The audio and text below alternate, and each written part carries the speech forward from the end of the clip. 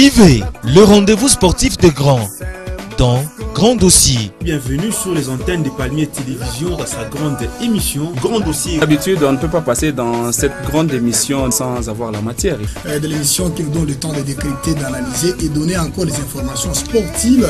Grand Dossier, une émission sportive conçue uniquement pour vous. Comme poète numéro 10 en France, on doit le mériter. Il sera comparable peut-être avec les grands idoles, les numéro 10 et des grands idoles. Aujourd'hui, nous sommes en train de regarder, par exemple, quand on parle de Barcelone, on voit Lionel Messi. Si aujourd'hui il y a tant de dossiers pour Constant Omar, c'est simple, nous voulons un état de droit. C'est que Sangaba Lengue est en train de courir derrière son premier trophée national en ce qui concerne la Ligue nationale. Nous qui en fatale pour le Kounsari. Aujourd'hui, c'est toute activité se dirige maintenant vers Kolosi. Grand Dossier, c'est les informations sportives, les grands reportages, les analyses et débats. Moi, je ne suis pas d'accord avec lui. Je ne peux pas mettre la veste pour venir ici entendre des choses qui ne cadrent pas avec le sport. C'est ça, vous nous sort un calendrier truffé, là où il y a des erreurs, il y a des incohérences. Ça ne me surprend pas que Sangaba Lengue soit le plus déçu de cette saison. Parce que Grand Dossier, c'est chaque jeudi sur les antennes de Palmier Télévision avec Girgongoma. Une émission, à chaque fois, quand elle passe, elle donne un peu de la matière aux analystes sportifs, mais surtout aux fans. Donc il faut avoir la matière pour les confronter. la cour des grands.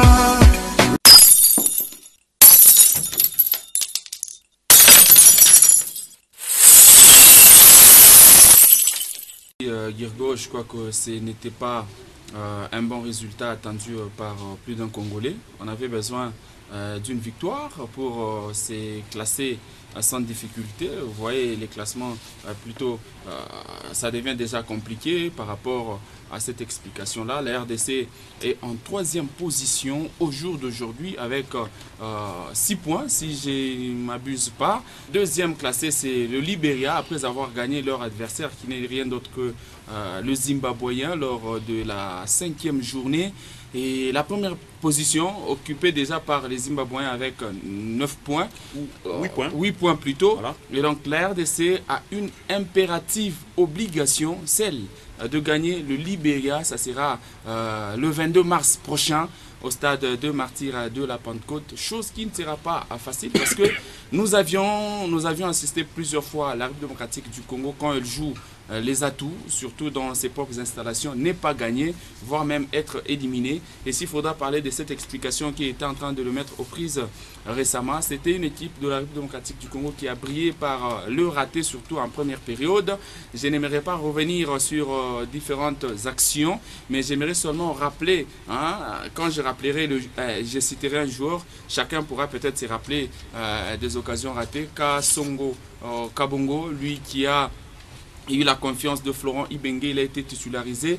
Regardez sa façon de prester. C'est peut-être le but qui est venu peut-être alourdir son quota, soit la possession personnelle ou les statistiques de Kasongo. Mais ce dernier pouvait faire mieux tout au long de minutes qui lui ont été octroyées par Florent Ibenge. Après, il est venu un autre joueur.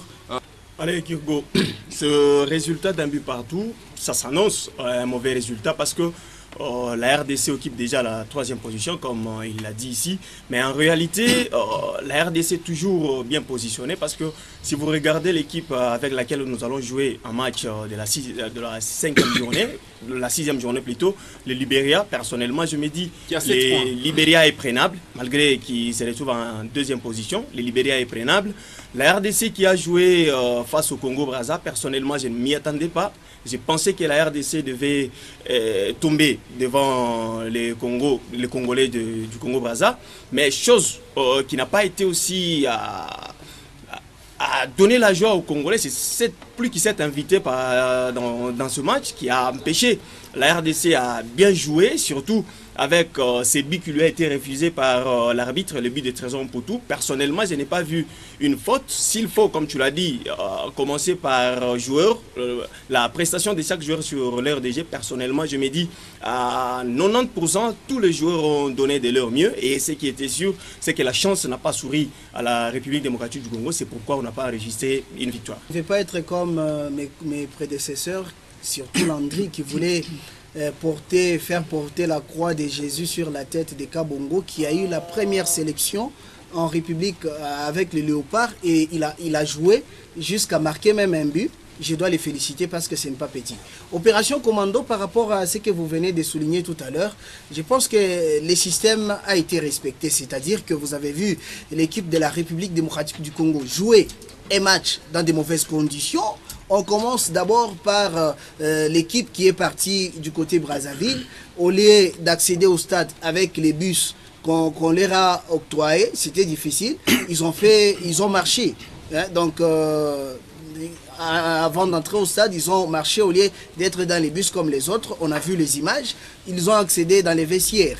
Après, un autre aspect, c'est que la République démocratique du Congo, par les billets du gouvernement national, a payé 1000 billets, mais ils n'ont pas su accéder au stade pour aller continuer à supporter l'équipe de la RDC. Ça, c'est un aspect très important. On commence par le ministre Papi Nyango, qui n'a pas accédé dans les installations, soit au stade, parce qu'ils n'ont pas su entrer. Voilà, ça donne déjà une mauvaise impression pour une équipe qui vient jouer un match à l'extérieur, mais ils ne sont pas bien accueillis. Nous allons commencer par se rappeler vite de l'opération, je pense, Mokolo Fimbo, quelque chose comme ça. Ouais. Comment nos amis de la RDC sont partis du Congo-Brazzaville. C'était dans de mauvaises conditions. Apparemment, les Congo-Brazzaville ne donnent pas la chance à la RDC, ou soit ne montrent pas que, ne témoignent pas les fair play entre les deux nations. Je vais évoquer un autre aspect, c'est qu'il y a même les journalistes qui n'ont pas eu accès au stade parce que les Congo-Brazzaville a disposé seulement 11 accréditations pour les joueurs. Vous avez vu lors du match, l'arbitre arrêtait des fois les jeux. Pourquoi? Parce qu'il y avait des gaz qui étaient... Les gaz lacrymogènes, oui. Oui, qui polluaient l'atmosphère. Il fallait arrêter le match. Tout ça, ça jouait. Et au finish, c'est que c'était un match qui s'est joué dans un stade qui n'était pas dans de bonnes conditions. Si j'étais le président de la Fédération internationale de football, malheureusement pour moi, je pouvais suspendre ce stade Matamba Débat. Pourquoi? Écoutez, on ne doit pas beaucoup plus rester sur ces aspects-là, mais restons d'abord dans le jeu. Mais nous sommes en train d'évoquer parce que nous savons que le football là c'est fondamental. Oui, essayez de noter, vous aurez la parole. Vous aurez la parole, merci. L'ISTR est protégé. Oui, très bien protégé, ne vous inquiétez pas. Voilà, je reviens pour dire, on doit rester d'abord dans l'aspect jeu, ce que la RDC bien sûr a produit comme jeu. Écoutez, on voudrait bien gagner cette rencontre-là pour mieux se positionner, avoir une très bonne posture. Devant nous, on jouait contre une très bonne équipe du Congo-Brazza, bien sûr, qui s'est autant préparée par rapport à cette rencontre. À un moment donné, comme vous l'avez évoqué, est-ce que réellement la dame pluie a beaucoup plus pesé pour que la RDC ne puisse pas gagner? Moi, je me dis, si nous avons joué dans ces stades-là, autant aussi les Congolais des Brazza ont joué dans ces mêmes stades-là, pour ne pas beaucoup plus parler d'une forte pluie, qui n'est pas aussi des moindres, parce que c'était une pluie torrentielle, bien entendu. Mais néanmoins, on avait pratiquement le match, si on pouvait peut-être parler de cette rencontre-là. Le début, c'est un trésor pour tout qui avait une occasion d'or, qui pouvait même donner soit à Bolassier, pourquoi pas à Kassongo, qui pouvait marquer. À un moment donné, bien sûr, on a eu cette occasion, on a marqué, mais on a oublié qu'on jouait devant une équipe qui avait aussi besoin, bien sûr, de cette victoire-là. Écoutez, je l'ai toujours dit dans notre jargon sportif, quand on ne sait pas bien gagner un match de football, il faut faire le tout pour ne pas le perdre. Je pense que c'est ce que la RDC a fait. Et pourtant, le jeudi d'avant-match, vous n'étiez pas d'accord pour que Mpoutou soit titularisé à peine récupéré à l'équipe nationale. Finalement, Florent Ibenge vous a prouvé de quoi est-ce qu'il était capable.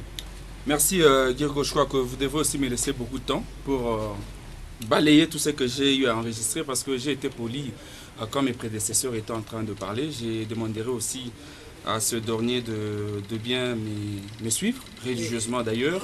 Et je glorifie mon Dieu parce que vous commencez maintenant à recadrer les histoires. Les messieurs de Cyrano étaient en train de vous perdre, vous en tant que présentateur, petit à petit. Parce que est-ce qu'il peut répondre à la question au lieu de s'attaquer à Cyrano? Il y a deux questions, que vous avez posées à Cyrano, il n'a pas pu répondre.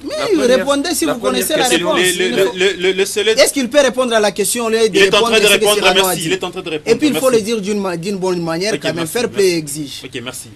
Allez. Vous vous rappelez, vous avez posé la question à Cyrano de nous parler de la rencontre, mais il est parti plus vite en besogne. Il a dansé avant la musique. Il nous a parlé du contour de l'explication, les histoires extra-foot, alors que la question était de parler du match. Il a donné la raison de ce nul. Et quand vous lui avez maintenant posé la question extra-foot, il vous a parlé du match. Donc il a... Allez-y, répondez alors à la question rapidement. Les histoires. Merci. Écoutez, au regard de tout ce qui s'est passé, moi je ne veux pas porter la croix à Kassongo, mais la croix a été portée par lui-même.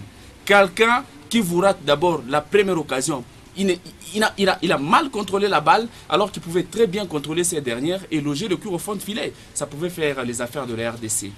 Écoutez, nous devons respecter les téléspectateurs qui nous suivent. Il n'y a pas à s'agiter. Hein. Nous, on est habitués à des grands débats. Il n'y a pas à s'agiter. Et aussi un minimum de respect par rapport à ce que nous faisons. Moi, je pense que ça va aussi, bien sûr, à ceux-là qui nous suivent en ce net moment. Et aussi de comprendre de quoi nous sommes en train de parler. Merci, c'est bien saisi. Voilà. C'est Girgo qui détient la police de débat. Répondez à la question, s'il vous plaît. Je ne refuse pas. On n'est pas obligé de nager dans les mêmes bassins. Nous sommes en train de faire plaisir. Voilà, ne cédez pas aux intimidations, répondez à la question. Qui ont besoin de ce que nous sommes en train de dire. Okay. J'ai dit ceci pour Toumabi à 8. Mais égoïste. Pourquoi? Je ne vais pas. Vous avez vu l'égoïsme, mais moi j'ai vu un 8 qui rentre en équipe nationale.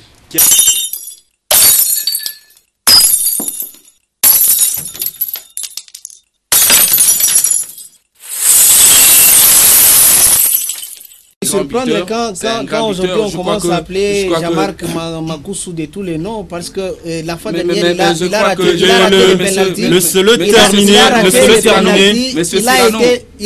Cyrano, notez quelque part. Non, je ne vais pas noter, mais je vais dire à Landry. Alors le seul terminé, vous allez revenir sur ça. Comprenez déjà. Non, il n'y a pas à comprendre. Il y a seulement à être posé parce que quand Jean-Marc rate un penalty, c'est Landry qui le traite de tous les mots, mais aujourd'hui ça me surprend. On l'appelle même renard de surface aujourd'hui. Ok, ça va, vous avez terminé. Merci. Comprenez déjà que je viens de le clouer au pilori.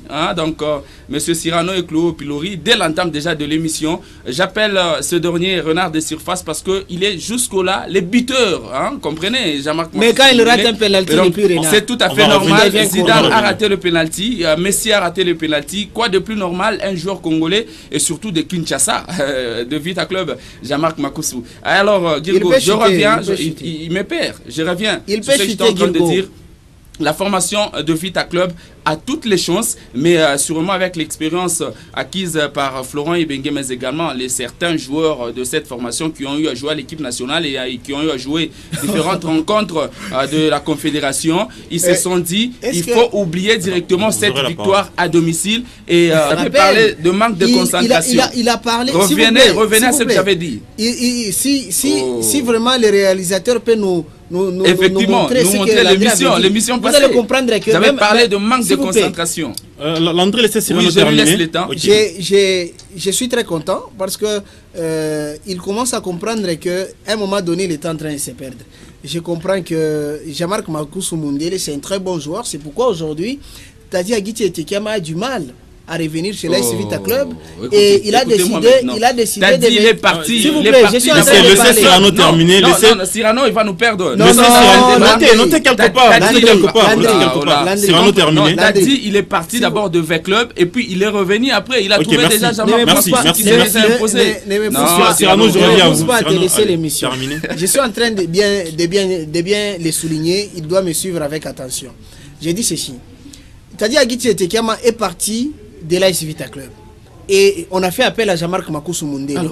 Et quand Etekiama est rentré à Kinshasa, il ne s'est pas se retrouver, il a déjà perdu sa place. Pourquoi? Parce qu'il y a un certain Jean-Marc Makoussou Mundele qui fait bien son travail et il est en train de marquer.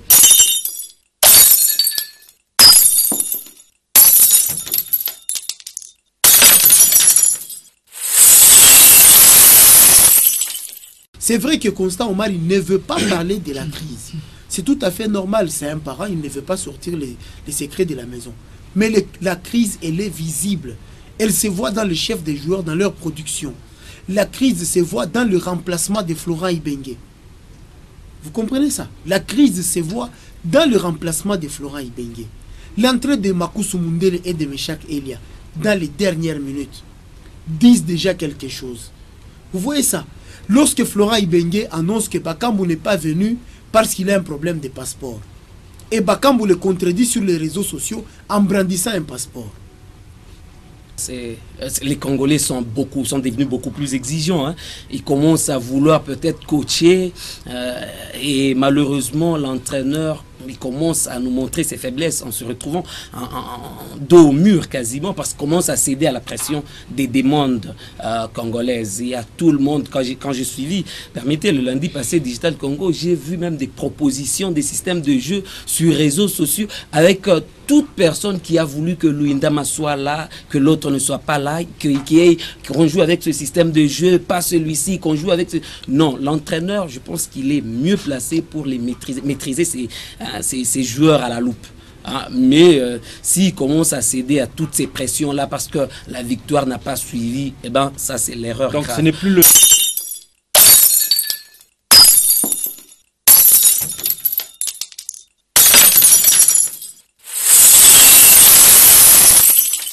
L'arbitrage, tous nous déplorons, mais ce qui est sûr, il faut aussi comprendre que c'est un humain et à un certain moment, même des arbitres ont des penchants.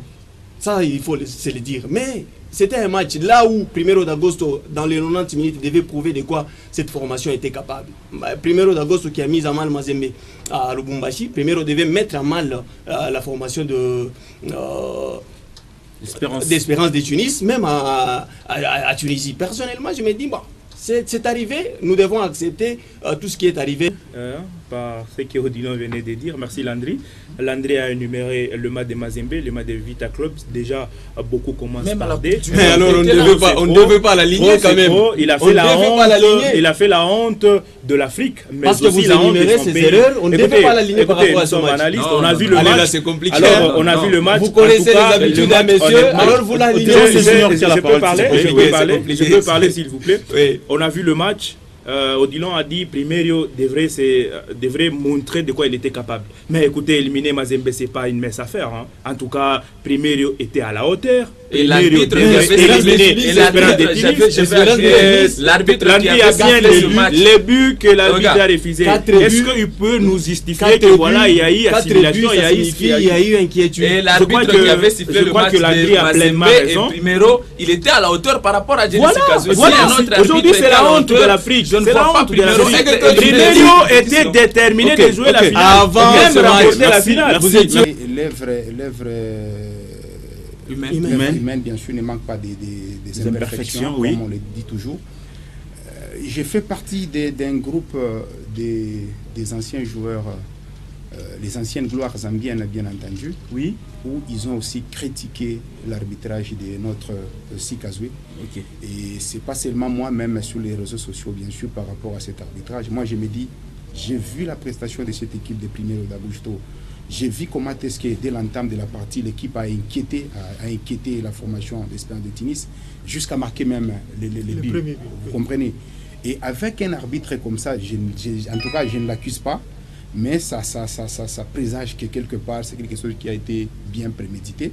Et on sait comment récupérer les histoires quand ça commence, surtout que l'adversaire, bien sûr, vous marque.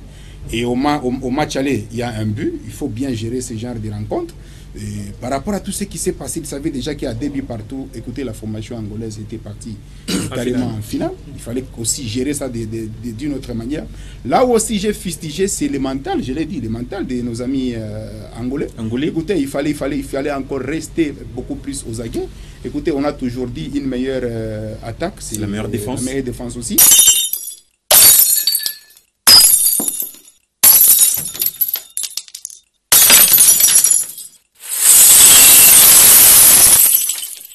Dans ce contexte que je peux un peu illustrer, quand on regarde l'équipe de Sa Majesté Sangaba Lende, c'est une équipe qui repose sur une personne d'Alphonse Goïkasanji, mais l'équipe de Mazembe repose aussi sur son président, bien évidemment. On se dit, il y a ce comité-là de Mohamed Kamouania et le reste, ils peuvent à chaque fois gérer l'équipe très très bien. Mais du côté de Sa Majesté Sangaba Lende, on regarde même cette saison, on sent quand même que son président ne s'y met pas totalement dans les clubs. Et cette saison, c'est un Sa Majesté Sangaba qui perd à parfois de matchs à domicile.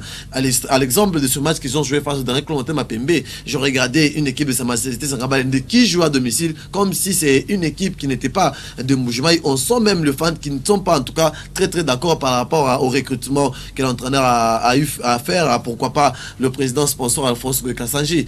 Pour parler du tout-puissant Mazembe Anglebert, c'est une équipe très bien organisée. On se dit, même quand il y a cette jeunesse qui arrive, il y a pratiquement cette ancienne ossature qui reste en place. On est en train petit à petit d'injecter avec le nouveau joueur qui sont en train de venir, et petit à petit on sent quand même que la mayonnaise elle est en train de tenir. On se rappellera du cas Trésor Mputu lorsqu'il est revenu dans le club. On se disait que c'est un Trésor Mputu qui n'avait même pas de place dans les clubs, et beaucoup étaient en train de réclamer qu'il puisse être dans l'équipe de Tubissa Mazembe Anglebert, mais le coach l'avait estimé qu'il n'était pas en tout cas au rang de jouer dans cette équipe de Tubissa Mazembe Anglebert. Après plusieurs efforts, on a ressenti qu'il a eu cette volonté là de retrouver encore ses coéquipiers qui étaient en train de jouer déjà. Donc sur ces, Mazembe aujourd'hui comparé à d'autres équipes de la RDC, c'est une distraction. Mazembe va jouer son match, JR l'a souligné, ça sera du côté de la Zambie. Je pense qu'il faut encore Andola, il faut encore de concentration. Mazembe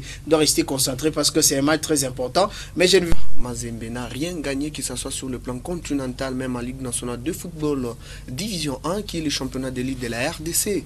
L'équipe du tout-puissant Mazembe Anglebert a une ossature énorme avec des joueurs expérimentés, matures, avec de nouveaux venus qui sont de jeunes, comme l'a dit mes prédécesseurs.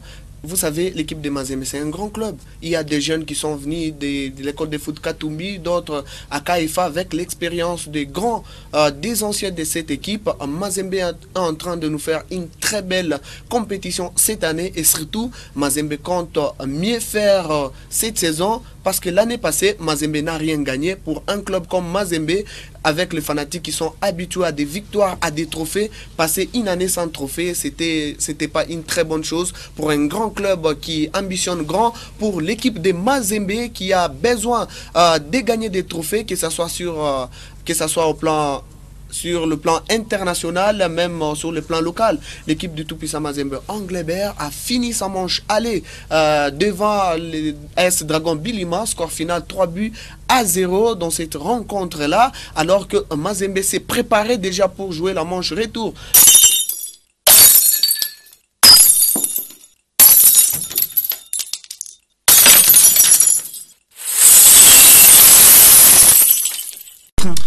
C'est compliqué. Personnellement, je ne retrouve pas mon confrère Ephraim que je connais toujours par rapport à ce propos. Le mal aujourd'hui de la Confédération africaine de football, c'est que cette instance de football veut politiser les histoires. Voilà. Il y a quelques mois, il y a quelques semaines, alors que le Cameroun était en pleine campagne électorale, il y a eu des commissions qui sont parties. Ahmad Ahmad était au Cameroun, Constant Omari était au Cameroun, il y a même Samuel Eto'o. Et ils ont dit, parce que dans les propos de Paul Biya, qui voulait revenir, il a dit la Coupe d'Afrique des Nations va se jouer ici chez nous. Et les sportifs ont fait confiance au président de la République du Cameroun et ils sont partis. Ils ont dit au président du Cameroun que la compétition va se jouer ici. Et quelques temps après, 3 semaines après, ils se retrouvent au Ghana, à moins que je ne me trompe, ils retirent la compétition au Cameroun. Et le 30 novembre. Exactement. Ils doivent suivre les textes. Qu'est-ce que ça nous dit? Quand on retire la compétition, on vous exclut également de la participation. Aujourd'hui, ce sont les Comores qui sont en train de se plaindre parce que le Cameroun est deuxième. Le Cameroun jouait dans ce groupe parce que, en tant qu'organisateur de la compétition, le match, le Cameroun ne prenait pas avec tous les sérieux. Aujourd'hui, le Cameroun est en course. En première position, il y a le Maroc. En deuxième position, il y a le Cameroun. En troisième position, il y a les Comores. Le Comores savait déjà que le Cameroun est d'office qualifié. C'est les Comores qui devaient être qualifiés. Aujourd'hui, les Comores se retrouvent dans des situations difficiles. Pour la question. Moi, je pense que Ahmad Ahmad a tapé à côté et passé outre le règlement. Si nous rentrons dans le règlement, parce que le football est régi par un règlement. La CAF a un règlement. Comme on a exclu le Cameroun de l'organisation de la CAN 2019, nécessairement le Cameroun doit subir. Restons les idées. Je vais accompagner les idées de mon ami Cléophas, ce qu'il a dit. On voit en Afrique, la politique est en train de s'intégrer trop dans le sport. Tout à fait. Le président Biya a proclamé aux yeux de tout le monde que la CAN va bel et bien se jouer au Cameroun. D'ailleurs, après plusieurs visites du comité exécutif de la CAF. Bien sûr. Maintenant, si on me dit ici que l'entrepreneur et autres conduisaient des histoires pareilles en erreur, et les rapports qu'on lui donnait, moi je pense que c'est faux. Parce que les spécialistes de la CAN et de la CAF plutôt visitaient de temps à autre le Cameroun pour voir l'évolution des travaux à quel niveau, pour voir comment est-ce que les histoires sont en train de marcher. Un certain Roland Berger, bien sûr que dans l'inspection de l'organisation. Bien sûr que oui. On va rebondir chez Cyrano parce qu'il a envie de parler. Oui, Cyrano. Ne me posez pas d'abord la question, je vais réagir par rapport à ce que je vous pose la question, vous réagissez, vous allez aussi rebondir sur le propos de vos prédécesseurs. La question est là. Les règlements du football, ce n'est pas l'évangile. Ou quand on vous dit Jésus a marché sur les eaux, ça doit rester comme ça. Donc c'est-à-dire, il ne faut pas voir que ça ne peut pas être changé. Quand on établit les règlements, il y a aussi ses faiblesses. Il y a aussi les faiblesses du règlement. Aujourd'hui, nous étions habitués à jouer une compétition avec pratiquement 16 nations, je pense. Et aujourd'hui, nous passons à 24. À 24, vous avez l'idée des nombres d'abord des stades dans un pays. Comment ça va se dérouler? C'est une phase expérimentale. Ahmad veut innover dans le football au niveau africain. Il faut lui donner la chance. Si aujourd'hui vous êtes en train de nous parler dans l'appel à l'offre, on avait demandé 6 stades. On ne peut pas dire que parce que l'Euro s'est joué avec 24, nous aussi on peut jouer avec 24. Ok, merci. C'est Cyrano qui a la parole. Laissez-le continuer, merci. Quelque chose doit être réglementaire. Ok, laissez-le continuer, laissez-le continuer. Ce n'est pas l'évangile, mais merci, laissez-le maintenant continuer. Ils doivent quand même respecter le règlement. S'il vous plaît, ok, continuez. Merci beaucoup pour la sécurité. Je rappelle aux confrères que quand on veut innover, quand Cléo il met la cravate, il enfile bien, il est devant la télévision, les gens regardent, ils disent ah, Cléo est bien habillé. C'est-à-dire que c'est pas interdit que Cyrano aussi demain puisse mettre sa cravate, faire comme Cléophas. Quand c'est bien, on doit imiter. Vous êtes en train de voir pourquoi le football africain ne s'est pas évolué parce que vous ne voulez pas innover. Laissez Ahmad continuer. Et quand vous dites que non, la politique est en train de s'ingérer dans les sports, mon frère, quand on organise une coupe africaine où c'est les nations qui jouent directement, c'est le président de la République, les ministres des sports qui ont tranché. Pas c'est le ministère du budget, de l'environnement, du tourisme. C'est une affaire d'État. Moi, je n'aime pas tout simplement Mouambari, ça n'a pas de proximité. Regardons notre stade ici qu'on a construit à Stade Amanik. Il n'y a même pas Nini, Makaouchou. S'il vous plaît, ça n'a rien à voir. En Europe, les stades appartiennent au club. C'est un exemple. Combien d'années de construction a pris ce stade de la cité avant même que le soit rendu? Je ne veux pas parler du stade. Merci. Alors, quand Ahmad s'est retiré un tout du peu, il s'est fait que le Cameroun s'est vu libre de faire tout ce qu'il pouvait faire. Ils ont oublié l'essentiel. Et voilà, à l'heure pile, donc à l'heure qu'il fallait pour justifier maintenant où est-ce que vous en êtes, ils se sont retrouvés qu'ils étaient vraiment en retard. Et là, je suis en train de regretter si Cléophas ne me retrouve pas, puisque je suis pratiquement le même Ephraim qui a évolué à ses côtés pendant longtemps. Je dirais que bien sûr, peut-être entre guillemets Mamba, mais je ne peux pas revenir là-dessus. Mais ils sont en train de voir que le Cameroun a accepté que voilà, a avoué franchement, nous ne sommes pas en mesure d'organiser cette CAN, puisque non seulement les infrastructures sportives ne sont pas déjà prêtes, mais il y a aussi les hôtels. Il y a les hôtels qui ne sont pas prêts. Il y a eu même un bâtiment qui s'est écroulé. Il y a des bâtiments qui s'écroulent, des travaux. Il y a même des terrains où il n'y a pas jusque-là le terrain à pelouse synthétique. On n'a pas encore posé la pelouse synthétique. Il n'y a pas de jamais directement avec le gouvernement. C'est pourquoi il y a les fédérations. Vous n'êtes pas Ephraim, s'il vous plaît. Laissez Ephraim. J'aimerais y aller avec un exemple. Ok. Ahmad, relation entre le président Paul Biya. Moi, je me dirais qu'il coopère bien. C'est pourquoi on a délocalisé. Lors de la dernière réunion qu'ils avaient tenue, lors de la dernière visite d'Ahmad au Cameroun, je crois qu'ils étaient ensemble, ils souriaient à la sortie de la réunion, tout ça, ils ont soupé. On a donné un peu d'argent à Ahmad pour la période de campagne. Alors, écoutez, Ephraim, je crois que c'est moi. Voilà. Quand vous prenez la femme d'autrui, parce que moi j'aime bien les femmes, c'est un péché. Mais quand vous changez les règlements, ou bachaweka rouge, ou on a pita, ou non a un hiver, pas les ni infraction, mais il a péché. C'est-à-dire qu'il y a aussi des faiblesses qui peuvent être qu'on peut comprendre. Ephraim, vous avez la CAN 2023, on vous l'arrache. Et on pose la question au président de la CAF, il vous répond en disant que non, laissez-moi d'abord me concentrer sur 2019 et 2021. Et pour toi, vous avez l'organisation 2023 parce qu'on octroyait à la Côte d'Ivoire. Je suis vraiment désolé. De cette réponse. Pas de cette réponse, mais de cette question. Pourquoi? Parce que moi je me demande où est-ce que tu as eu cette information qu'ils ont rejeté la CAN de 2023. Ça n'a jamais existé. Non, la CAN de 2023, on a remis à la Côte d'Ivoire. C'est ça. Parce que, écoutez, pourquoi est-ce que cela se fait? Quand les dossiers étaient introduits, c'était... Ok, ça va. Voilà. Ok, on va prendre la source. Je pense que... Non, je ne veux même pas parler du cas de Guinée pour le moment. Laissez-moi, s'il vous plaît, gérer les deux tout d'abord. Après, on verra les autres. Dans un cas de retrait, amende, suspension de 2 éditions et tout. Le règlement, c'est le comité exécutif qui l'a fait. Et si le comité exécutif décide de changer ce règlement, c'est son droit. Et surtout, tenant compte, comment on peut aujourd'hui laisser tomber le Cameroun, le sanctionner par rapport aux investissements qui ont été faits? En tant que responsable, nous ne pouvons pas faire ça.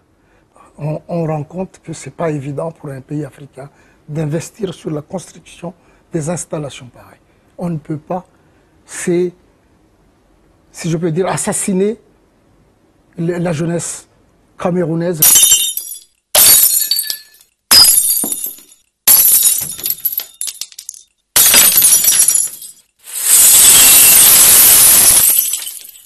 Jean-Florent Ibenge a encore besoin du temps. Avec cette équipe de l'ASV Club, certaines personnes ne voudront pas raisonner de la même manière que moi, c'est normal. Mais moi, je pense que Florent Ibenge doit garder cet effectif. Je suis content parce qu'on m'a soufflé que Tango Fort a déclaré qu'aucun joueur n'est transférable. C'est-à-dire, il continue avec la même équipe et que cette équipe, peut-être les automatismes vont venir. On va ajouter au jeu individuel le jeu collectif, qui fera peut-être la force la saison prochaine pour l'ASV Club. Les mêmes erreurs qui ont fait à ce que l'ASV Club puisse perdre face à l'équipe de tout-puissant Mazembe Anglebert, ce sont les mêmes erreurs qui ont fait à ce que l'ASV Club puisse perdre face à l'équipe de Raja. Donc, le mental est venu lors du match retour. Or, les joueurs étaient déjà dépités, dépassés. Ils ne savaient pas maîtriser cette équipe de Rajaoui qui était venue déjà avec un mental fort, commencer par faire douter les Véclubiens, c'est-à-dire marquer en premier et puis les mettre en difficulté, surtout qu'on sait que si le club commence à jouer, c'est Moukoko qui part en vitesse, on lui lance la balle dans un jeu direct, et lorsque Moukoko a la balle, c'est 3 personnes autour de lui, incapables de dribbler, on lui chipe la balle. C'est ce qui a fait à ce que le club puisse perdre. Bon, c'est vrai, 45 ans après, le club doit attendre. C'est tout. JR, la même question. Florent Ibenge et ses poulains n'arrivent pas à remporter l'une des compétitions interclubs de la CAF. Parce qu'en 2014, Florent Ibenge est passé à côté de la Ligue des Champions. Après, Vita n'arrive toujours pas à gagner cette coupe. Ou encore les interclubs de la CAF. Girgo, l'enjeu de cette finale était de taille. C'est depuis 2003 que le Raja Athletic Club de Casablanca attendait cette coupe continentale. Et l'ASV Club, c'est depuis 1974, si je ne m'abuse pas. 73.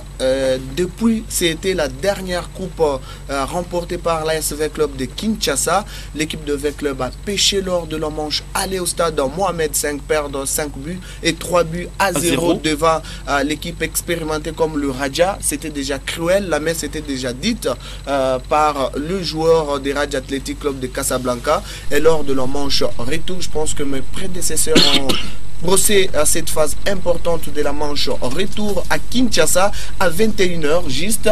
Les joueurs congolais d'habitude ne sont pas habitués à jouer dans ces aires-là, mais c'est la Confédération africaine de football qui est l'instance suprême du football continental a jugé que ces matchs puissent se jouer à 21h juste. Voilà.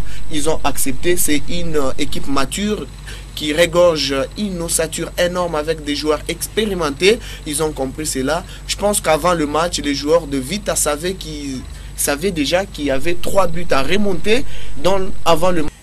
Une finale ne se joue pas, elle se gagne. Tout a été consommé déjà lors de la manche aller, les 3 buts qu'Evêque Club avait encaissés. Parce que s'il fallait bien peut-être faire une petite analyse par rapport à ce qui s'est passé lors de la manche allée. Donc les 3 buts ont été marqués, si je ne me trompe pas, en deuxième période. Le début, le 3 buts de Casablanca en manche allée était marqué en deuxième période. Oui, c'est voilà. ce que j'ai dit. Merci. En deuxième période. Et revenir à Kinshasa une semaine après, même si on y croyait encore à cette remontada, nos amis marocains, ils ont eu tout le temps. Parce que je me rappelle encore quand Lema disait, écoutez, Veclub pour le moment c'est la meilleure équipe du Congo. Il avait tout à fait raison, connaissant bien sa maison, parce qu'il vient aussi de cette formation, connaissant bien la maison, il sait comment est-ce qu'ils ont perdu cette finale en 2014, il sait comment est-ce que la pression de Kinshasa, l'ambiance là, à chaque fois quand il y a un match d'une telle envergure, comment ça se passe à Kinshasa, il savait déjà. Il a essayé un peu de motiver bien sûr ses coéquipiers pour voir dans quelle mesure il pouvait contraindre bien sûr les tactiques et techniques de Florent Ibenge, parce que c'est un habitué, c'est un fils de la maison, chose qui a été faite. Vivez le rendez-vous sportif de Grand dans Grand Dossier. Grand Dossier, une émission sportive conçue uniquement pour vous.